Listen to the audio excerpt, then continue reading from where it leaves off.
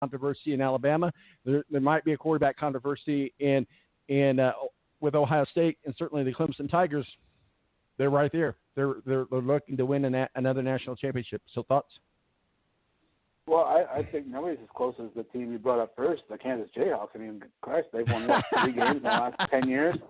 Right. No, I mean, Georgia's offense was good. They were able to hang last year with Alabama, and a few tweaks on defense. And Georgia's your national champion last year.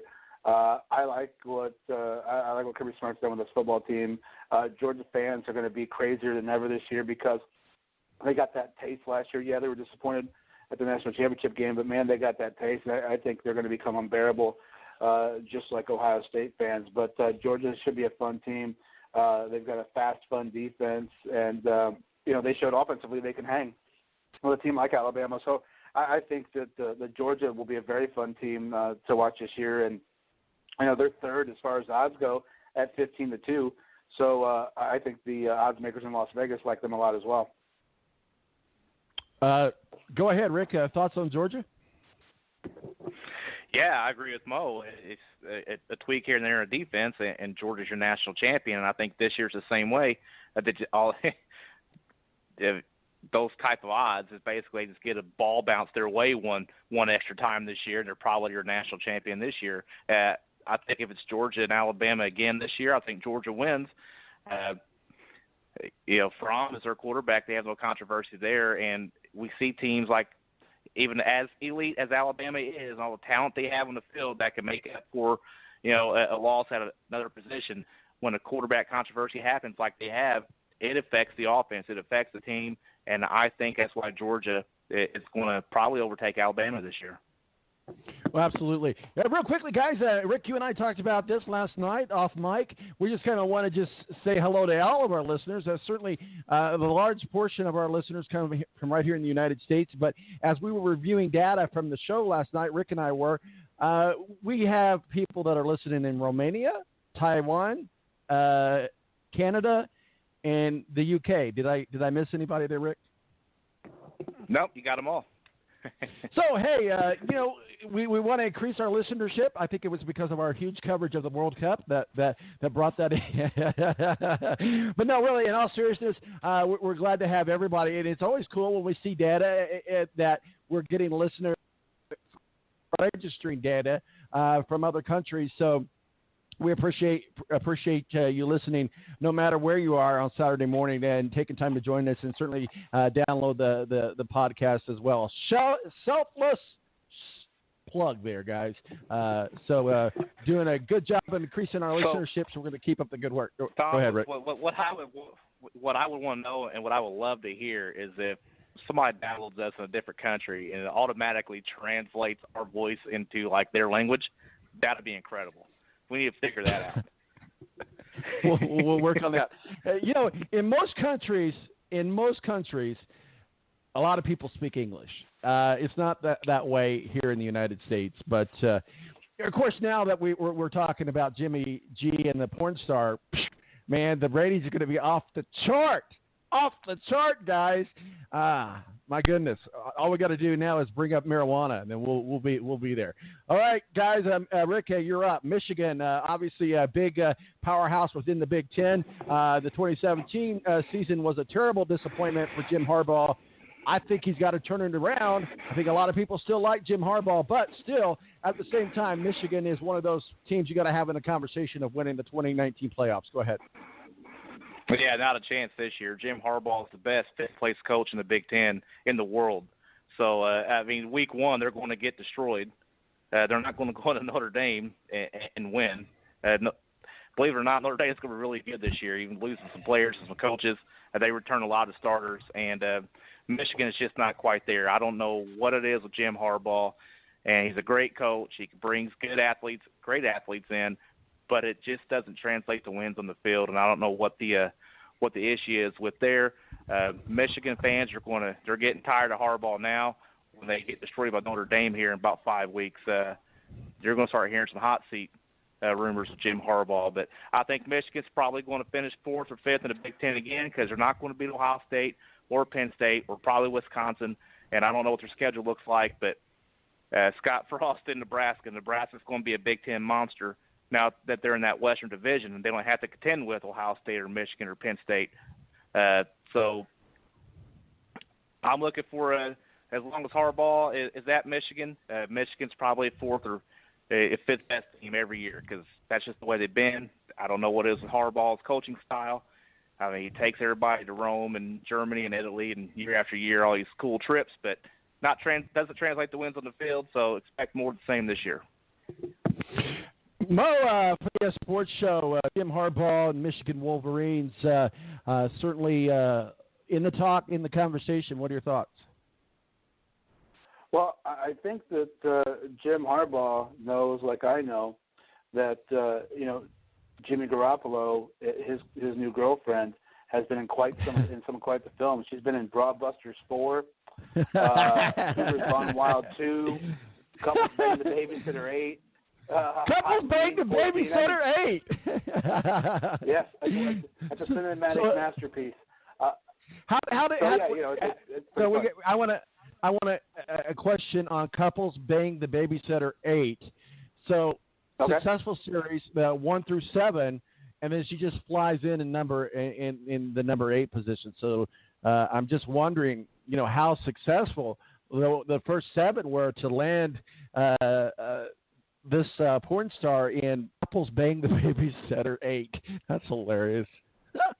Well, it was directed by the guy who's like the Scorsese of the porn world, Chucky Sleeves. So when you got a guy like that, right? That'd be a masterpiece. No, but Rick, sooner or later, Rick, I want you to take that big step. Go ahead. No, I was just going to say, Rick, I want you to getting her on the show for next week, please. Right, that ain't happening. Go ahead, Mo.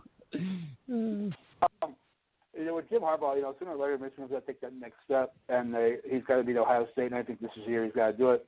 I don't think he's in danger of going anywhere unless he decides to go because, Jim's very proud of Michigan. I think his family is settled there at Michigan in the Michigan tradition. They've made a lot of improvements to the football facilities under Jim Harbaugh's watch. And the thing is, for Michigan, you want to win national championships, but one thing Jim Harbaugh is doing is just bringing in a lot of money to that football program. And at the end of the day, let's be honest, guys, college football is about bringing money into the program. So that's one thing that Jim Harbaugh is doing. So I don't think that, if the season's not as successful as Michigan hopes, that Jim Harbaugh is going anywhere unless he decides to do it. You've got some experience at quarterback. You've got some guys returning who were out with injury last year at the wide receiver position who are fast, quick guys who can catch the football. And you've got a couple of returning guys, one and a fifth-year senior that on the defense that are intense dudes. Now you've got to wonder about that defensive backfield when it comes to the Michigan Wolverines. So I think they could have a successful season. You've got some guys that have left Ohio State, some guys that have left Penn State that could make it the year that Michigan does do some things in the Big Ten. I don't know that they have a great season, but I think Jim Harbaugh turns in another good season for Michigan Wolverines, and those millions upon millions of dollars keep rolling into the Michigan football program. Mo, let's talk a little bit about Wisconsin. The Badgers return much of last year's, wait for it, Rick, elite defense. See what I did there, Rick? Which ranked in yards allowed and points allowed per game. As usual, the question will be whether or not the team can generate enough offense to win the Big Ten after following in the conference championship to Ohio State last year. Certainly, Alex Hornback, Burke, could take a step forward and lead the Badgers. Hornibrook, okay, could really be in for a historic season. You got to look at Wisconsin and Ohio State battling it out. Although I did say earlier, keep your eye on an underdog with Purdue. Purdue's turning some heads, and with their new coach and their new regime out there, they might be 1 or 2 years out. It may not be 2019, but certainly keep your eyes on Purdue. But you got to look at Wisconsin and Ohio State going for blood this year, Mo. Yeah, and I think Tom, you'll enjoy this. He was also an elite Big Boobies 24, so you get to work in the fair word on that one. No, you brought up Purdue, and they're actually interesting. I'll get to Wisconsin in a second, but Purdue's interesting because they kept their coach around. They made some steps forward last year, and man, they had a decent recruiting class this year for the first time in a long time. They had a guy yesterday that squatted over 600 pounds. Not a Purdue fan, but it's exciting to see Purdue start to return, to some football glory of the past. So I think it'll be another exciting year for Purdue as they take another step forward. Wisconsin just always seems to just kind of, do their thing under the radar because you've got guys like Urban Meyer and Jim Harbaugh in the Big Ten. But, Wisconsin is very consistent every year. They can't take that next elite step, but they're always very, very good. They seem like they always have enough to get to that Big Ten championship and then falter. This Wisconsin team, I think, does it again this year. And for a long time, they've had a lack of competition in their side of the conference. But I think Scott Frost coming to Nebraska shed a light of fire under Wisconsin's ass that, you can't just rely on what you've done every year now. You're going to have to improve because Scott Frost is no joke, and him coming back home to Nebraska, I think, he's going to come looking to fire out of the gate. So I think Wisconsin's going to be another good year, and they'll probably be the champions of that part of the bracket. But I think that they can't rest on their laurels, and they're going to have to get things moving and take that next step if they want to keep ahead of, teams like Nebraska and even, the upcoming Purdue Boilermakers. We're talking with Mo from the BS Sports Show, executive producer Rick Riggin, and my name is Tom Marquis, El Presidente. This is the Balance, our college football preview show. Rick, what are your thoughts on the Wisconsin Badgers and Ohio State? I think, again, those are the two you got to look at, but what are your thoughts on Wisconsin? Yeah, I agree with Mo, and they do a lot of things good, just not one thing great, but they really good on defense, balanced offense. It's kind of like Alabama really is like really boring on offense, It's really just a balanced attack, and it's probably a little more running game than it is a balanced attack at Wisconsin, the way it's always been since Ron Dane was there.